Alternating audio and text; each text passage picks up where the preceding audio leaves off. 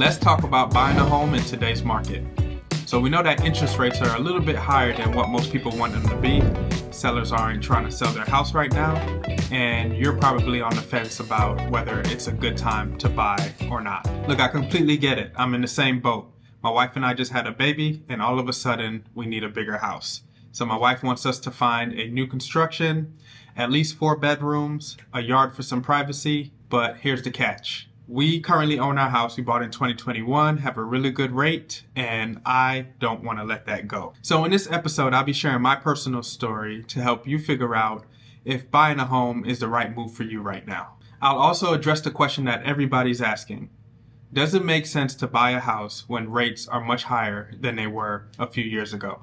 Before having a baby, our house was perfect for us. It was just me and my wife. We had a 3-bedroom, 1,800 square foot house. Well, it's really a townhouse. And it was perfectly fine. We didn't need any more space. But as soon as the baby came, then that's when space was an issue. So, of course, with having a baby, that's like a full-time job plus more.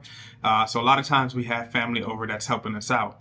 And the problem comes in if we need help overnight. There's nowhere for a family member to stay because the baby has his dedicated nursery. Of course, we have our room, and the third room is an office. So more space is on the top of our priority list. And of course, I would definitely love a backyard now. So no longer living in a townhouse, have our own privacy so that we can just have our own space, and our little one would have some space to run around when he gets to that age. So life changes like having a kid, getting married, moving for work are some of the biggest reasons why people are buying houses today, even when rates aren't ideal. Now, I'll admit it, I am hesitant. That sub 3% mortgage rate, it don't get much better than that. But of course, we probably won't see anything like that anytime soon.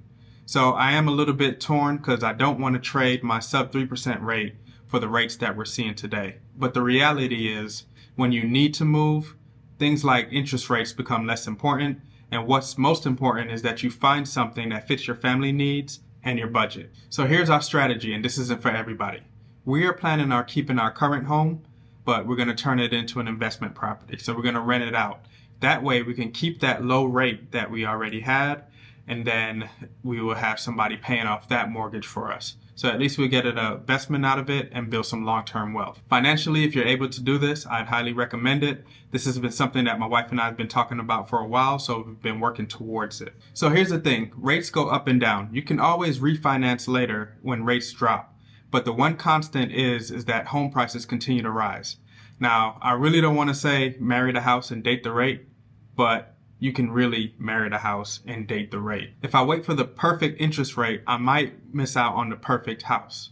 And that's not something that I want. And my wife definitely don't want that either. And for those of you thinking that home prices will crash, people have been saying that since 2020 and have done nothing but climb. Please stop listening to the fake gurus because they're going to trick you out of finding the house that you really want, and then you're going to end up having to spend more money later as you wait. Just remember this, over time, real estate values have always gone up, even when there have been short-term corrections. At the end of the day, the only thing that matters is that the house fits your budget and you're not overextending yourself. If your house payment is manageable and the house fits your needs, then it makes sense to go ahead and get that house right now. Now, my story might sound familiar to you. Maybe you're holding on to a lower rate and you're wondering if right now makes sense to move. My advice, don't let rates hold you back. Look at your budget, make sure you can afford it, and then if it makes sense to move, go ahead and do it because the rates can change at any time and you can always refinance later. Just remember, you're not locked into today's rates forever. If you're still debating on whether right now is the time for you to buy, then hit my line so I can help make your next move your best move.